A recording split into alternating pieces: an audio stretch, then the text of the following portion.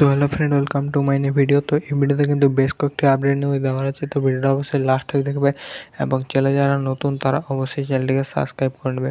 তো চলো ভিডিওটা শুরু করা যাক। তো প্রথমে যে আপডেটটা দিতে চলেছি অবশ্যই মোহনবাগান ফ্যানদের জন্য কিন্তু খুব ভালো একটা আপডেট। অবশ্যই মোহনবাগানের বিদেশি সাইনিং ডিফেন্ডার, স্কটিশ ডিফেন্ডার তো টমি অলড্রেড এখন থেকে প্রায় 2 থেকে 3 ঘন্টা আগে কিন্তু তিনি কলকাতায় চলে এসেছেন।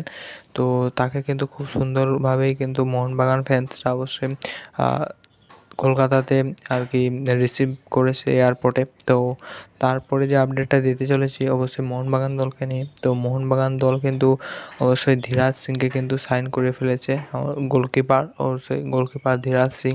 তো তিনি কিন্তু এর আগের সিজনে কিন্তু অবশ্যই এফসি গোয়া দলের হয়ে খেলছিলেন। তো এখন কিন্তু তিনি অবশ্যই মোহনবাগান দলের প্লেয়ার। তো তারপরে যে আপডেটটা দিতে চলেছি অবশ্যই হাবাসকে নিয়ে। তো হাবাস তো তিনি কিন্তু আবারও কিন্তু ইন্ডিয়াতে ফিরলেন কোচিংয়ের দায়িত্বে। তো তিনি কিন্তু অবশ্যই ইন্টারকাশি দলের হেড কোচ হিসেবে কিন্তু আবারও কিন্তু ইন্ডিয়াতে আসতে চলেছেন। তো আশা করছি হাবাস আসার পর কিন্তু ইন্টারকাশি দল তাদের লিগে অবশ্যই খুব ভালো পারফরম্যান্স করবে এবং হাবাস যেহেতু এটিকে এবং মোহনবাগান অনেক বড় বড় দলে কোচিং করেছেন এবং তাদেরকে কাপ জিতিয়েছেন।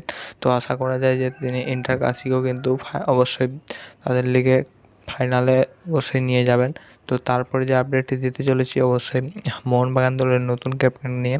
তো এই বছরের কিন্তু মোহনবাগানের নতুন ক্যাপ্টেন অবশ্যই হতে পারেন কিন্তু দিমি পেত্রাতোস। তো দিমি পেত্রাতোস কিন্তু অবশ্যই মোহনবাগান দলের হয়ে কিন্তু অবশ্যই 2টো সিজন খেলে নিয়েছেন।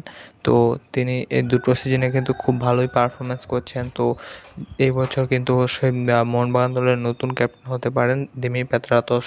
তো আজকের ভিডিওতে তোমাদেরকে এটুকুই আপডেট দেওয়া ছিল। যদি ভিডিওটা ভালো লাগে ভিডিওতে একটা লাইক এবং চ্যানেলটি অবশ্যই সাবস্ক্রাইব করবে। তো আজকের মতো এটুকুই, ওকে, বাই বাই।